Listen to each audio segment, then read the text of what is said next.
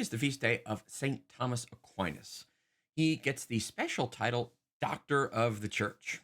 Doctor in Latin means teacher, and there are certain saints that are so renowned for their learning and teaching of the Catholic faith that they get this special title, Doctor. Today, I want to talk not so much about the biography of St. Thomas Aquinas, but rather his method of teaching, because I think it works for us today. One of the things that he is most famous for is the way he organizes his theology. He organizes it in a circle of sorts to say that God is the source of everything. And so out of God comes creation, everything in this world. And then ultimately, everything is meant to return to God and complete the circle, as it were. So it's a great going out and return. In Latin, it gets the word exitus, going out, like Exodus, and reditus, to return. What this means is that for Aquinas, we don't necessarily start with God as the source of theology, but we can actually start from creation.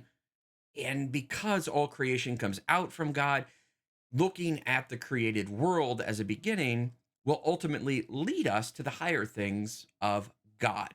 So God is the source and the destination. Sometimes we hear that in the liturgy as well, don't we? The source and the summit, the origin and the destination. So what we can do is then, if you want to know God better, in Aquinas's understanding, well, maybe don't start with high-minded theology. Rather, start with the things around you. Look at creation. And in this, we can see that anyone, an atheist, someone who has no knowledge of God, could come to know God through starting with the created world. And Thomas Aquinas actually gets this, well, from a non Christian and even a non theist of sorts, the pagan philosopher Aristotle. Aristotle was able to look at the created world first and from that discern higher truths.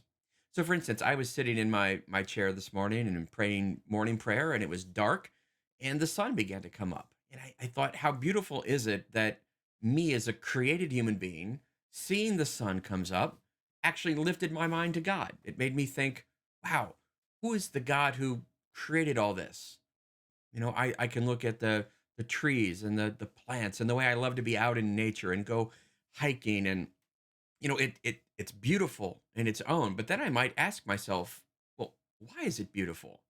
And I start to think, the same God who created all this also created me to appreciate it. I'll often tell the scouts when we're out and about who maybe struggle a bit with God. They're like, hey, you look at this mountain, you guys. We love these mountains. We love the sunset and the sunrise. But the deer, they're in the same spot we are, and they're not sitting there contemplating. They're just eating grass. In fact, we're contemplating the deer, saying, isn't it nice that the deer are also here and they're a part of the beautiful picture? Why do human beings appreciate this and others in creation don't? Well, because we are made to discern ultimately a higher truth from this. So I look at the way the world is ordered, structured. As a scientist, I can look deeply at the cosmos and say, wow, I don't think it's an accident the way the earth is the way it is. If water didn't work the way it did, if ice didn't float to the top of water, there would be no life on earth. If the moon were not exactly where it's at, then we wouldn't have tides and there wouldn't be the flowing of the oceans. And there are countless. I can probably name at least 40 of these kind of cosmological fittedness things that you could say that seems not to be an accident. But I only get that because I look at the world first. And notice it's not just the physical things of the world. Even look at love, the desire that we have to love people.